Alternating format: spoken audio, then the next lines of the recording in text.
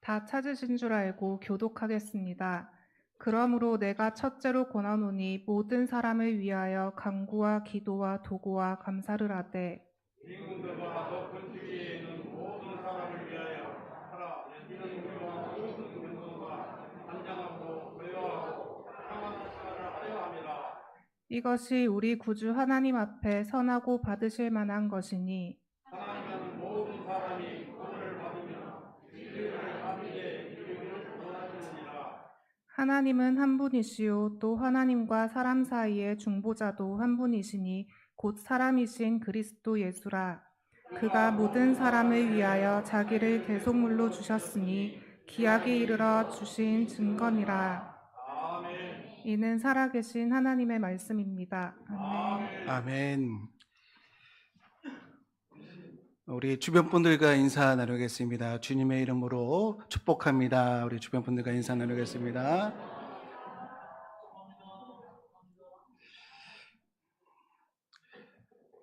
과거 우리 한국교회가 이 복음을 전할 때에 사용했던 메시지는 예수 믿으면 복 받습니다라는 것이었습니다. 그것은 한동안 유효했고 또 폭발적이었습니다. 6.25 전쟁 후 이 시리와 절망에 빠져 있는 대한민국에 위로와 희망을 주는 것은 기독교였습니다. 교회에는 이전에 접해보지 못했던 세련됨과 자유로움이 있었습니다. 이 과거 못 살았던 시대에 내 자식만큼은 그러지 않으리라는 마음으로 우리 이 말씀이 우리 부모들의 마음을 크게 움직였는데요. 그것은 신명기 28장 13절에 여호와께서 너를 머리가 되고 꼬리가 되지 않게 하시며 위에만 있고 아래에 있지 않게 하시느니 오직 너는 내가 오늘 내게 명령하는 내 하나님 여호와의 명령을 듣고 지켜 행하며. 그런데 이 말씀이 분명히 조건절이 있습니다. 내 하나님 여호와의 명령을 듣고 지켜 행하면 이 꼬리가 되지 아니하고 머리가 될 것이고 또 아래에 있지 않고 위에 있을 것이다 라고 하셨지만 이 조건절은 주목을 받지 못했고 이 주절이라고 할 수 있는 것이 크게 사람의 마음을 끌었습니다. 분명하게 말씀드리면 예수 믿으면 반드시 복을 받는 줄로 믿습니다. 그러나 성경에서 말하는 복은 영적인 복이죠.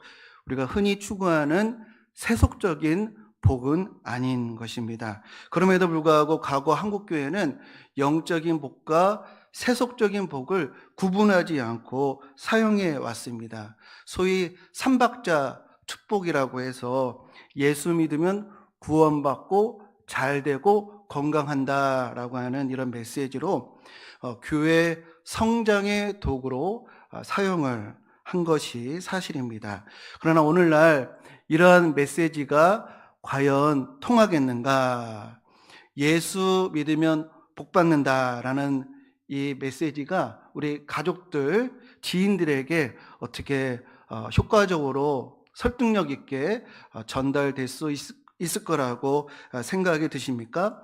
오늘날 현대인들은 실증주의자들입니다. 그러니까 실증주의는 무엇이든지 근거가 있어야 받아들이는 이런 사고방식을 실증주의라고 하는데, 현대인들은 검증을 요구를 하죠. 검증되지 않고서는 의미 있게 받아들이려고 하지를 않습니다.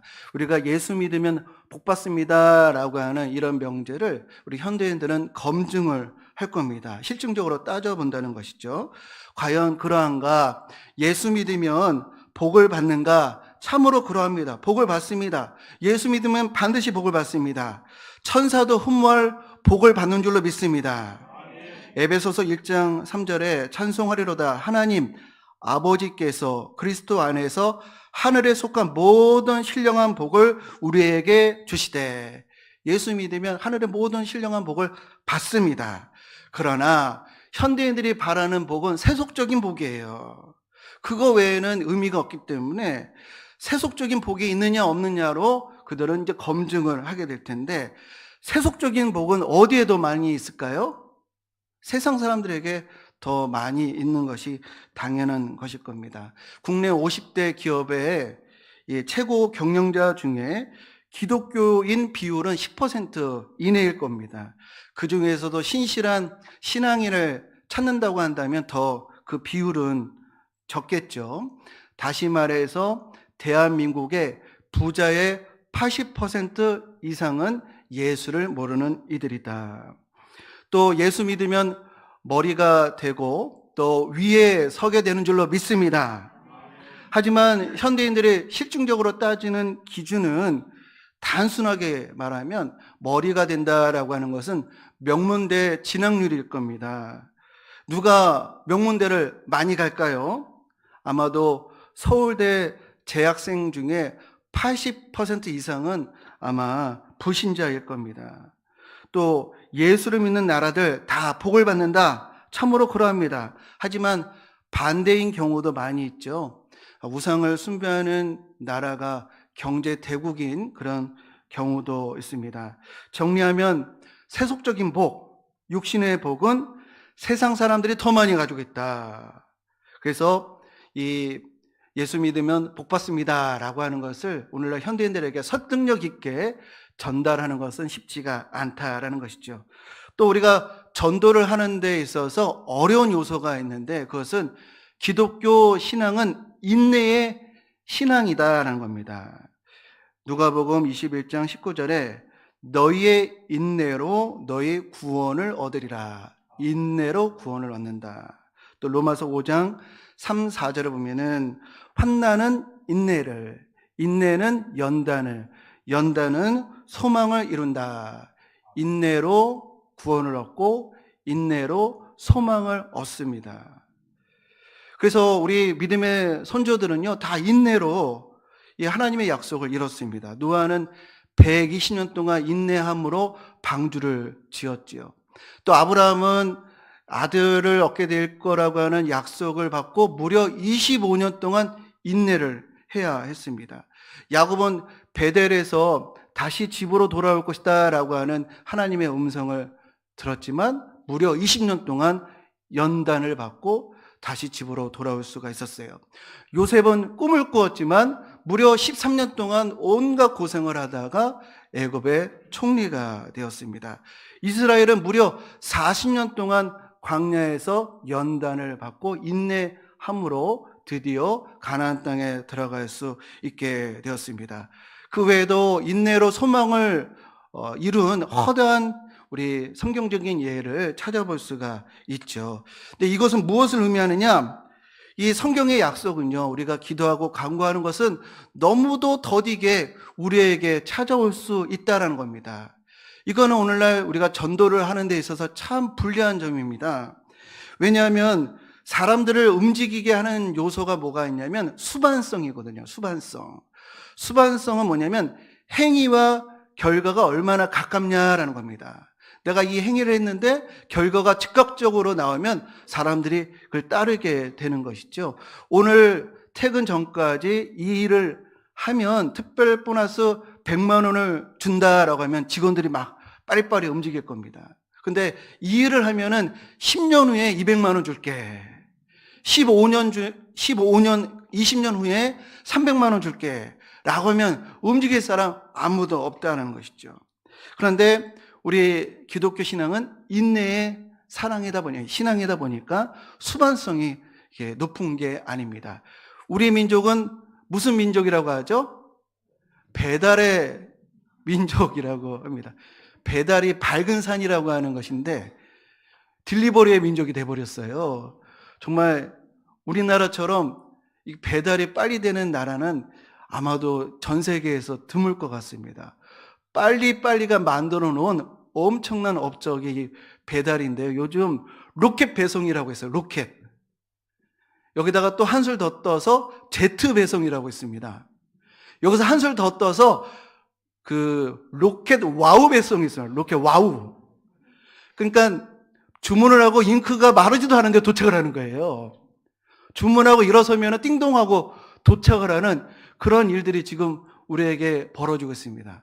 교통도 빠르죠. 통신도 빠르죠. 이 인내, 기다림 이런 것들을 우리가 익숙하게 접해볼 수 없는 이런 세대에 우리 인내의 신앙을 우리가 전도한다는 것이 쉽지가 않다라는 것입니다. 또 전도를 어렵게 하는 것이 뭐가 있냐면 이 매스컴에서 보여주는 교계의 모습은 항상 부정적이에요. 선행, 모범, 감동보다도 부정, 문제, 일탈, 실망적인 것만 매스컴에서 이렇게 오릅니다.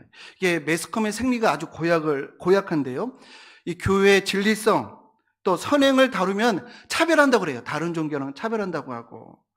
반면에 이 교회의 이 부정적인 이런 내용들은, 문제점은 이 포착만 되기만 하면 반드시 밝혀야 해요. 그래야 정의가 산다. 이런 생리를 가지고 있어서 이 매스컴에서는 긍정적인 보도는 차별이라고 하고 부정적인 보도는 정의가 되는 이런 꼴이라, 물론 이제 교회 안에 부정적인 모습이 없으면 참 좋겠지만 사람이 모이는 것에 어찌 완벽할 수가 있겠습니까? 그래서 앞으로 방송으로 교회에 대한 좋은 이미지가 나올 수 있겠지, 이걸 기대하기가 참 어려워요. 그래서 정리를 하면은 예수 믿으면 복을 받는다, 설득력이 지금 없고요. 또 기독교는 인내의 종교이기 때문에 현대인들에게 매력이 없고요. 또 매스컴은 교계에 대해서 긍정적인 보도를 기대하기가 어렵다. 상황이 이러다 보니까 전도 얼마나 힘듭니까? 상황이 이러한데 교회 부흥을 우리가 어떻게 기대할 수가 있겠는가? 근데 또 여기다가 우리가 코로나를 겪어왔잖아요. 목사인 저로서 참 고민이 깊었습니다. 코로나 기간 동안에 이때다 싶은지 수많은 성도들이, 특별히 젊은 세대들이 이탈을 했습니다. 참 뼈아픈 통계이지만 교회 학교가 없는 교회가요, 한국에 50%가 넘는다고 그래요. 3월 23일자 국민일보 신문에 보면 이런 진단이 있습니다. 한국교회 대한민국보다 5년은 더 빨리 늙어간다. 대한민국 이렇게 고령화도 아주 흐름이 빠른데 한국교회는 더 빨리 그러하다는 겁니다. 원인이야 많이 있겠지만 젊은 세대들의 이탈이 가장 큰 원인일 겁니다. 코로나 기간 마치 교회가 코로나의 온상인 것처럼, 식당에서 밥을 먹는 것은 괜찮아도 교회에서 밥을 먹으면 안 되는 이런 일들, 또 교인들이 맛집에서는 줄을 서도 교회는 줄을 서고 교회를 나가는 이런 현상을 목도하면서 목사인 제 마음속에 어떤 생각이 드냐면, 모르겠다. 하나님을 향한 서운한 마음이 막 이렇게 들어오는 것이었습니다. 앞으로 전도 어떻게 하라는 것인가? 하나님 교회도 보호해 주시고 목사의 이미지도 지켜주지 못하시면서 어떻게 전도하고 어떻게 부흥하라고 하시는 겁니까? 이토록 교회가 쇠퇴하고 있는데 하나님은 뭘 하셨습니까? 뭐 하고 계십니까? 이런 서운함, 이런 불만이 막 제게 찾아왔습니다. 이 목사의 무능, 교회의 이 무력감이 하나님의 원망으로 이렇게 바뀌는 것 같았어요. 이런 이 불만과 이런 서운함을 가지고 성경을 읽다가 오늘 본문 말씀을 읽게 되었습니다. 오늘 본문 말씀 디모데전서 2장 4절을 보면요, 하나님은 모든 사람이 구원을 받으며 진리를 아는 데 이르기를 원하시느니라. 아멘 하셨는데 저는 이 말씀 듣고 막 흥분을 했습니다. 화가 났어요. 강한 의문이 들었습니다. 하나님 정말 모든 사람이 구원받기를 원하시는 거냐고, 정말로 모든 사람이 진리에 이르기를 원하시는 거냐고, 정말 이 말씀이 맞으려면, 이 말씀이 참이 되려면 기적을 팍팍 이뤄주시고, 또 세속적인 복도 좀 팡팡 넣어주시고, 기독교 반대자들 카운터 펀치 좀 날려주시고, 이 교회가 코로나의 온상처럼 말하는 이런 정부 관계자들, 악성 댓글러들, 교회를 조롱하는 이들 요절을 좀 내주시고, 제가 좀 심했나요? 또는 기독교 신앙 열심히 하는 그런 가정들마다 우한 질거 벗어나게 해주시고, 자손, 번창, 무병, 장수, 부귀영화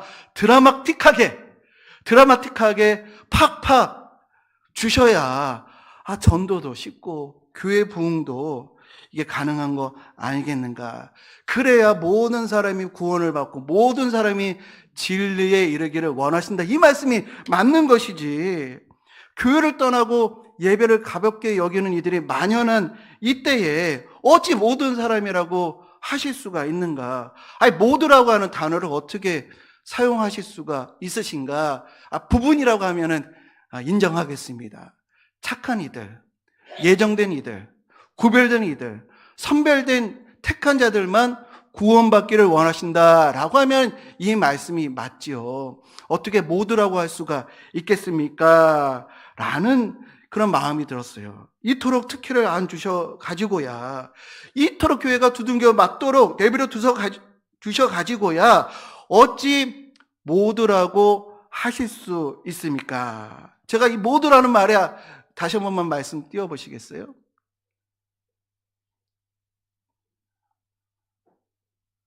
이 모든 사람, 그 4절, 모든 사람, 여기에 제가 아주 요나처럼 성을 내고 따지는 마음이 있었습니다. 그런데요, 이 4절 말씀이잖아요. 5절과 6절 말씀을 제가 읽고 충격을 받았습니다. 6절 말씀, 그가 모든 사람을 위하여 자기를 대성물로 주셨으니 기약에 이르러 주신 증거니라. 모두가 구원과 진리에 이르도록 하나님이 무엇을 하셨다고요? 자기를 대성물로 주셨다. 이 말씀을 제가 주저앉게 되었습니다. 지극히 높으신 하나님께서 자기를 비워 종의 형태를 가져 사람이 되시고 온갖 수치와 조롱을 받으시면서 참혹한 십자가를 지셨다. 유월절에 도살당할 양처럼 자신을 대속물로 주셨는데 우리가 하나님께 뭘 하셨냐고, 지금 뭐하고 계시냐고, 이런 기가 막힌 말을 뱉었구나. 이미 하나님이 다 주셨는데 왜 안 주시냐고, 언제 주실 거냐고, 이런 말을 하고 있으니 얼마나 기가 막힌 어리석음인가. 모두의 구원을 위해서 그 참혹한 끔찍한 십자가를 담당하시고 온갖 수치와 조롱을 받으셨는데 하신 일이 뭐냐고 우리가 말을 하고 있으니 얼마나 기가 막힌 일인가. 하나님께서 자기 자신을 대성물로 주셨기 때문에 모든 사람이 구원에 이르고 모든 사람이 진리에 이르기를 원하신다라는 말씀이 참인 줄로 믿습니다. 하나님은 이미 다 주셨습니다. 이미 다 하셨습니다. 이미 다 쏟으셨습니다. 십자가에서 피와 물을 다 쏟으셨기 때문에 온 인류가 값없이 구원을 얻게 된 줄로 믿습니다. 사실 이 사실만 전하라고 우리에게 하나의 사명을 맡겨주셨는데 하나님이 하신 일이 없어서 전도하기가 어렵다고, 하나님이 도와주시지 않아서 부흥이 어려울 것 같다고 이렇게 생각을 하고 있으니 이게 얼마나 참담한 어리석음인가. 우리가 하나님 지금 뭐하고 계셔요? 라고 하는 말은요, 사실 하나님 왜 채찍을 들지 않으시나요? 왜 저 사람들 뺨을 때리지 않으세요? 왜 저들의 팔을 꺾지 않으세요? 라는 말과 같습니다. 우리가 하나님이 하신 일을 몰라도 너무 몰랐구나. 그리스도를 아는 것보다 더 큰 은혜가 없는데, 그리스도를 영접하는 것보다 더 큰 축복이 없는데 우리가 이걸 발견하지 못하고 있었구나. 그래서 저는 그런 흥분을 하다가 갑자기 주저앉고 그러다가 찬송가 94장이 너무도 새롭게 그 찬양이 제게 다가왔습니다. 찬송가 94장 1절을 한번 우리가 불러보겠습니다. 이 말씀 하나하나 우리 되새기며 마음에 새기며 부르겠습니다. 94장.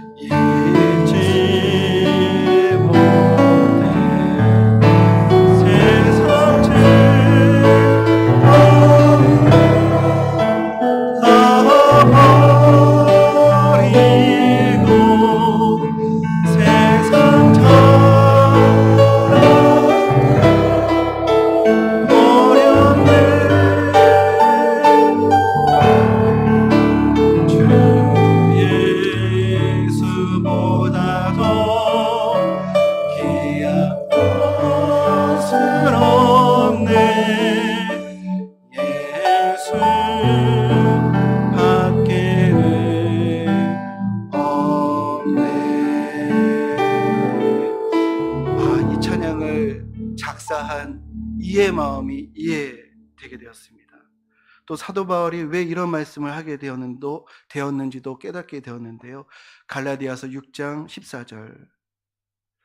그러나 내게는 우리 주 예수 그리스도의 십자가 외에 결코 자랑할 것이 없으니 그리스도로 말미암아 세상이 나를 위하여 십자가에 못 박히고 내가 또한 세상에 대하여 그러하니라. 하나님과 본체이신 예수 그리스도께서 나를 위해서 참혹한 십자가를 지셨는데 이보다 더 기쁜 소식이 어디에 있겠습니까? 이보다 더 큰 자랑이 어디에 있겠습니까? 그래서 목회는 이거구나. 이 목회의 핵심을 제가 발견하게 되었습니다. 목회의 핵심은 뭐냐면 에베소서 1장 17절 우리 주 예수 에베소서 1장 17절 우리 주 예수 그리스도의 하나님 영광의 아버지께서 지혜와 계시의 영을 너희에게 주사 하나님을 알게 하시고 너희의 마음의 눈을 밝히사 그의 부르심의 소망이 무엇이며 성도 안에서의 그 기업의 영광의 풍성함이 무엇인지를 알게 하는 것이 우리가 이미 놀라운 사랑을 받았고 이미 놀라운 은혜를 받고 있음을 알게 하는 것이 바로 목회의 핵심이구나라는 것을 깨닫게 되었습니다. 왜 하나님께서 우리에게 이미 모든 것을 주셨는데 왜 세상 사람들은 왜 증거가 불충분하다고 하나님이 어디에 있느냐고 말을 할까요? 그 이유는요, 명확합니다. 하나님께서 강요를 하지 않으셔서 그래요. 하나님은 그 누구에게도 강요하지 않으십니다. 시편에 보면은 자원하는 심령을 주셨고요. 베드로전서 2장 16절에 보면은 너에게는 자유가 있다라고 말씀하셨어요. 하나님은 우리에게 어떤 누구에게도 강요하지 않으십니다. 만약에 하나님이 신앙을 강요하신다고 하면 어떻게 될까요? 모든 것을 다 하실 수 있는 전능자가 강요를 하면요, 모든 이들이 다 두려움과 떨림 가운데 하나님을 인정할 수밖에 없을 것입니다. 그렇게 하나님께서 강요하시면 다 하나님을 인정하겠지만 그러나 사랑의 관계는 이루어질 수가 없어요. 그래서 하나님은 우리에게 강요가 아닌 평안을 주시기를 원하시는 줄 믿습니다. 마태복음 5장 45절 하나님이 그 해를 악인과 선인에게 비추시며 비를 의로운 자와 불의한 자에게 내려주심이라. 그러나 강요가 아닌 평안이다 보니 한탄스럽게도 하나님이 어디 있느냐, 말라기 2장 17절에 하나님이 어디 있느냐고 머리를 들고 하나님이 없다 소리를 높이는 것입니다. 저는 어렸을 때부터 신학을 공부하고 목사의 길을 가면서 오랫동안 지속되었던 의문이 뭐냐면 왜 하나님을 믿는 자보다 안 믿는 자가 더 많을까? 그 이유는 명확해요. 하나님이 강요하지 않으시기 때문인데요. 그런데 강요가 없기 때문에 우리는 진정 하나님을 사랑할 수 있게 되는 줄로 믿습니다. 강요를 해서 뭔가 열심히 하는 것은 다 가짜입니다. 억지로 시키는 것은 다 가짜잖아요. 그런데 강요가 없음에도 하나님을 인정하고 영광을 돌린다고 한다면 그 신앙은 순수한 것입니다. 강요가 없음에도 의롭게 살려고 몸부림치고 선한 양심을 강구하고 강요가 없는데도 봉사하고 헌신하고 그것은 정말 하나님 앞에 순수한 신앙인 줄 믿습니다. 강요가 없어서 많은 사람들이 하나님을 경시하고 신앙을 떠나는 사람들이 있는 반면에 강요가 없음에도 하나님을 사랑하고 믿음을 지키는 사람들이 있습니다. 그러나 마태복음 24장 30절 그때에 인자의 징조가 하늘에서 보이겠고 그때에 땅의 모든 족속들이 통곡하며 그들이 인자가 구름을 타고 능력과 큰 영광으로 오는 것을 보리라. 강요가 없어서 하나님을 떠난 이들은 통곡을 하게 되겠지만 강요가 없음에도 하나님을 사랑하는 이들은 하나님의 사랑에 영원히 거하게 될 줄로 믿습니다. 이 말씀 같이 읽어보겠습니다. 히브리서 11장 6절 말씀. 믿음이 없이는 하나님을 기쁘시게 하지 못하나니 하나님께 나아가는 자는 반드시 그가 계신 것과 또한 그가 자기를 찾는 자들에게 상 주시는 이심을 믿어야 할지니라. 강요는 없지만 믿음으로 우리를 구원하시고 진리에 거하도록 모든 것을 다 주신 하나님을 사랑하는 저와 여러분들 되시기를 주님의 이름으로 축복합니다. 하나님께서 우리에게 다 쏟아주셨는데 우리도 하나님께 모든 것을 다 드리는 하나님과의 온전한 사랑이 이루어지기를 주님의 이름으로 간절히 축원드립니다. 이 시간에 우리 내 삶을 하나님께 올려드립니다. 날 위해 십자가에서 깨뜨리신 그 사랑, 나도 하나님을 위해서 옥합을 깨뜨립니다 라는 찬양 지난주에 이어서 우리 한번 같이 부르겠습니다.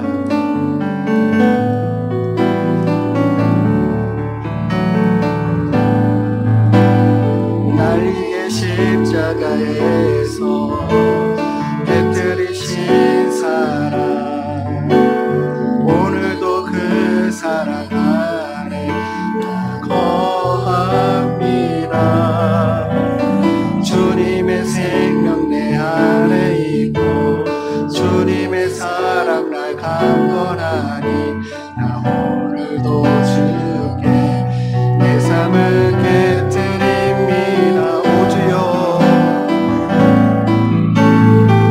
오주여 내 삶을 깨뜨립니다. 주 머리 위에 붓습니다. 내 모든 삶과 생명을 주님 얻으소서. 오주여 내 삶을 깨뜨립니다. 주 머리 위에 붓습니다. 주님께라면 아깝지 않습니다. 존귀와 영광을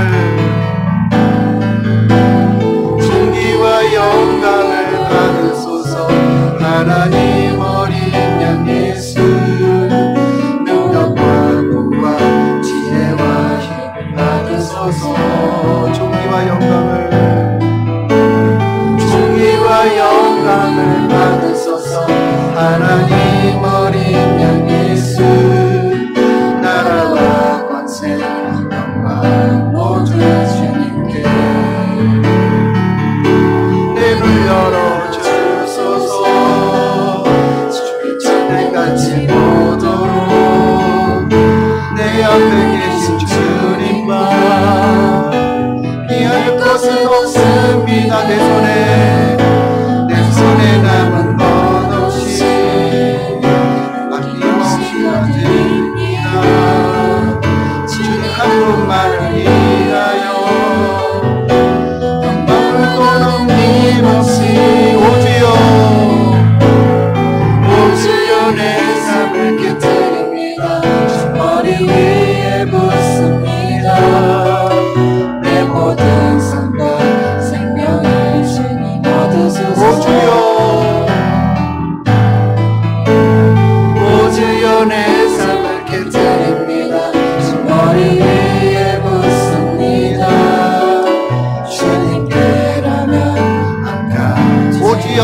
함께 일어나셔서 찬양하겠습니다. 오주여 내 삶을 깨뜨립니다.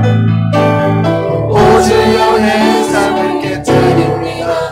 머리 위에 붓습니다. 내 모든 삶과 생명을 주님 얻으소서. 오주여 내 삶을 깨뜨립니다. 머리 위에 붓습니다. 주님께라면 아깝지 오주여 내 삶을 드립니다. 오주여 내 삶을 깨뜨립니다. 머리 위에 붓습니다. 내 모든 삶과 생명을 주님 얻으소서. 오주여 내 삶을 깨뜨립니다. 머리 위에 붓습니다.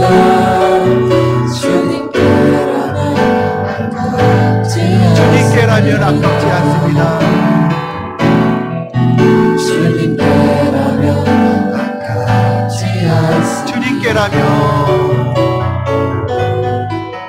주님께라면 한 번 더 찬양합니다. 주님께라면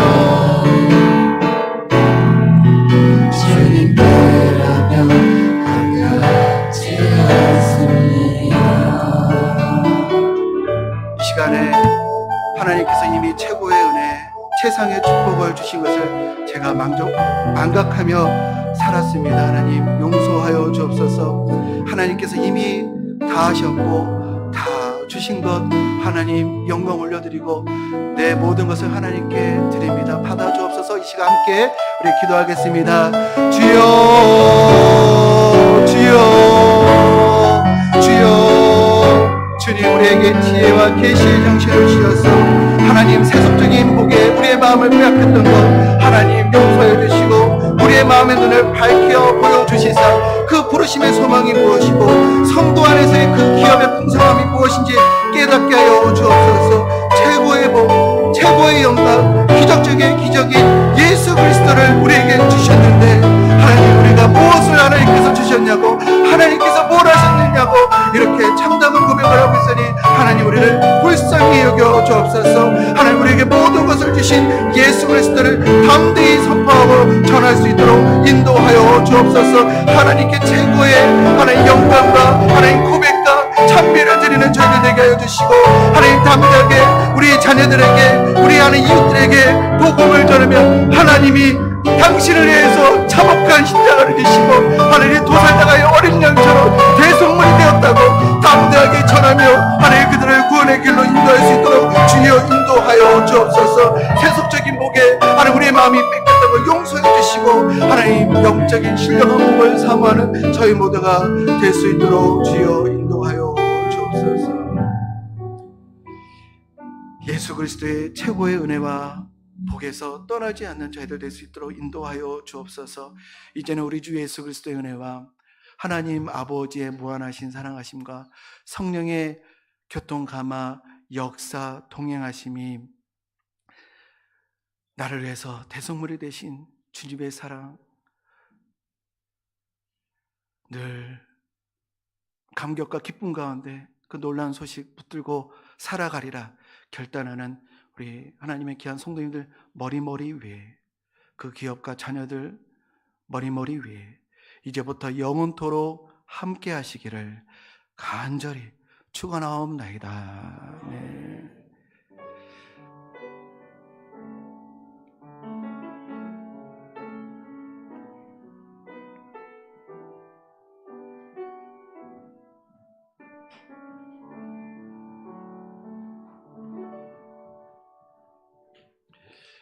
예배를 마쳤습니다. 교회 식당에서 사랑의 우리 나눔이 준비되어 있습니다.